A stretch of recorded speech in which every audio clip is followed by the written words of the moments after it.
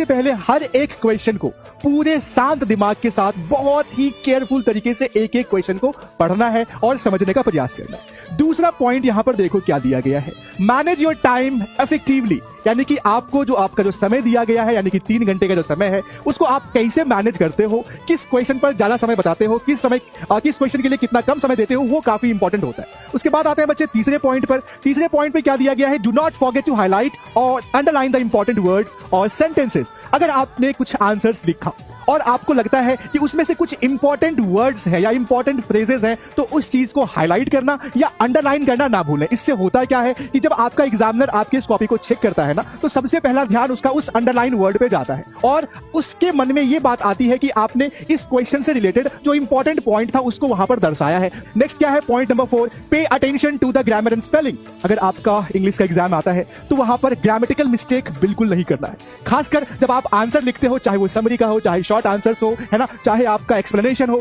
आपको स्पेलिंग पर सबसे ज्यादा ध्यान देना है कि स्पेलिंग मिस्टेक हमसे ना हो जाए। Maintain the word limit. आपको आपके क्वेश्चन पेपर में हर एक क्वेश्चन के बाद वहां पर लिख दिया जाता है कि आपको इस क्वेश्चन का आंसर या तो 40 से 50 वर्ड में देना है या 150 से 200 वर्ड में देना है। तो आपको क्या करना है, उसी वर्ड लिमिट के अंदर में अपना आंसर लिखना है। कहीं ऐसा ना हो जाए कि हमसे कहा गया 40 से 50 वर्ड और हमने लिख दिया 60 से 70। अगर आप ऐसा करते हो तो इससे एग्जामिनर को कॉपी चेक करने में मुश्किल होती है और वो आपके मार्क्स को कट भी कर सकते हैं। तो पॉइंट नंबर 6 है कि use simple and clear language. सरल और स्पष्ट भाषा से लिखें, राइट। अपने आंसर को ना बहुत ज्यादा हार्ड वर्ड लिखकर बहुत ज्यादा कुछ लिखने का प्रयास ना करें। Point number 7, leave space for correction in the answer sheet. कभी कभी क्या होता है ना कि आप आंसर जब लिखते हो तो 2-3 पॉइंट्स आप भूल जाते हो, है ना, और फिर आपके पास टाइम भी बहुत कम बचता है। तो एक काम करो, जिसका अगर आपने आधा अधूरा आंसर लिखा है, ठीक है, तो आप क्या करो ना, 2-3 लाइन छोड़ दो कि अगर बाद में मुझे याद आ गया तो मैं वहां पर उस लाइन में क्या करूंगा, आंसर लिख दूंगा, राइट। और आप बाद में आकर वापस से उसका आंसर याद करके लिख भी सकते हो, राइट। जितना साफ सुथरा अपना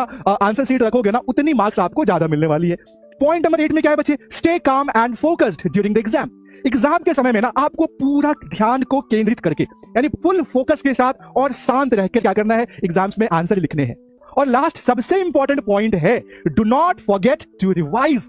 आपको रिवाइज करना है ना। आपने जब पूरा आंसर लिख लिया, कोशिश करना है कि आधे घंटे पहले हमारा आंसर शीट जो है, हम जो क्वेश्चन का आंसर दे रहे हैं, वो खत्म हो जाए, ताकि जो बचा हुआ आधा घंटा है ना, वो हम बचा के रख सके एक एक क्वेश्चन को फिर से पढ़ने के लिए, रिवाइज करने के लिए, कि कहीं हमसे कोई चीज छूट तो नहीं गया।